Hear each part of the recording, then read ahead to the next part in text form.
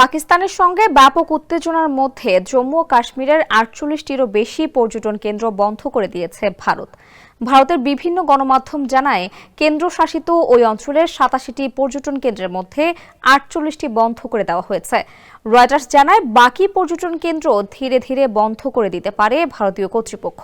পহেলগামে পর্যটকদের ওপর হামলার পর ভারতের নিরাপত্তা বাহিনী কাশ্মীরে ব্যাপক অভিযান শুরু করে। ভেঙে ফেলা হচ্ছে অনেক ঘরবাড়ি। এর আগে পহেলগামে সন্ত্রাসী হামলার পর উস্কানিমূলক কন্টেন্ট ছড়ানোর অভিযোগে ১৬টি পাকিস্তানি ইউটিউব চ্যানেল ভারতে নিষিদ্ধ করা হয়েছে। ভারতীয় স্বরাষ্ট্র মন্ত্রণালয়ের সুপারিশে এই নিষেধাজ্ঞা জারি করা হয়েছে। সতর্ক করা হয়েছে ব্রিটিশ সম্প্রচার মাধ্যম বিবিসিকেও।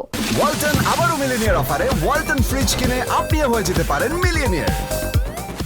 সরকারি সূত্রের বরাতে খবরে বলা হয়েছে, পহেলগামের সন্ত্রাসী হামলার পরিপ্রেক্ষিতে উস্কানিমূলক ও সাম্প্রদায়িক উত্তেজনা ছড়ানোর অভিযোগে ১৬টি পাকিস্তানি ইউটিউব চ্যানেল নিষিদ্ধ করেছে ভারত। এসব চ্যানেলের মোট সাবস্ক্রাইবার ৬ কোটি ৩০ লাখেরও বেশি।